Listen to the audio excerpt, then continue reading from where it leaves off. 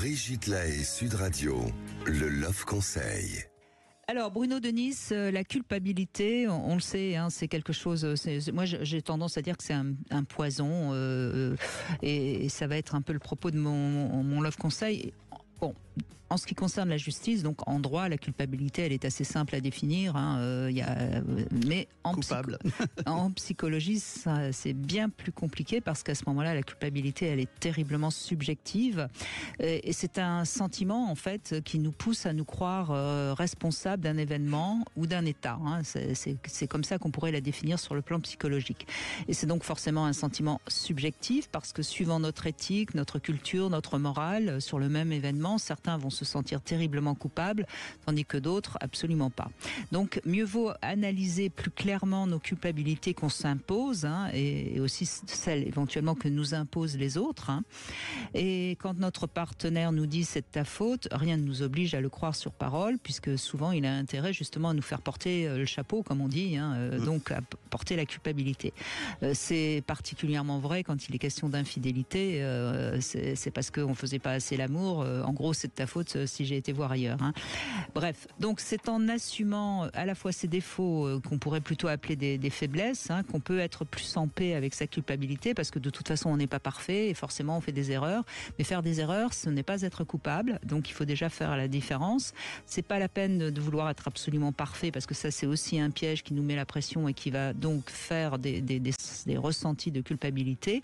De toute façon, c'est plutôt bien en revanche de se sentir coupable lorsqu'on a fait quelque chose volontairement de mal, hein, parce que ça veut dire qu'on n'est pas pervers, sinon on sait que les pervers n'ont pas de problème avec la culpabilité. C'est un curseur de la conscience, des curseurs de la conscience, la culpabilité. Exactement, donc il faut bien comprendre qu'il y a la bonne foi et la mauvaise foi. Si on a été de bonne foi, même si on a fait du mal à quelqu'un, on n'est pas coupable parce qu'on l'a pas fait exprès.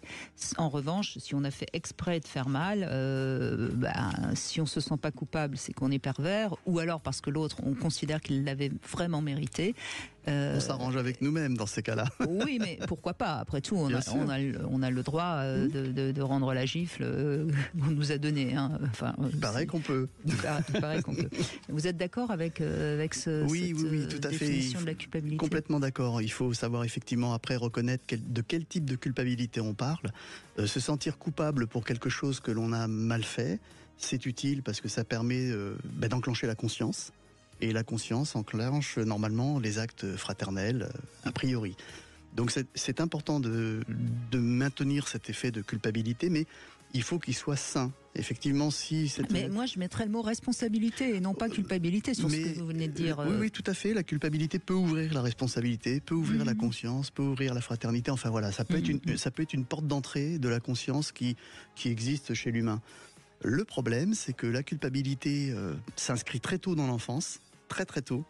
Et en général, quand on est coupable dans l'enfance, c'est pour des choses où on a fait tomber un verre, etc. On n'a pas été bon à l'école. C'est-à-dire que c'est très profond pour s'en débarrasser, la culpabilité. Ça va dépendre de la manière dont les parents, justement, ont réagi à nos erreurs d'enfants. Absolument. Et c'est vrai qu'en tant qu'enfant, enfin, de toute façon, en adulte aussi, on casse encore des verres. Hein. Ah bon? C'est vrai que la famille compte beaucoup sur les premières années, notamment sur le champ de la culpabilité. C'est évident. Et d'ailleurs, voilà un petit exercice que je peux proposer à ceux qui nous écoutent. Ça vous est tous arrivé de casser un verre ou une assiette chez des amis. Est-ce que vous vous êtes senti réellement coupable? Comment avez-vous qu'est-ce que vous avez ressenti? Vous verrez quel est votre niveau de votre curseur vis-à-vis de la culpabilité.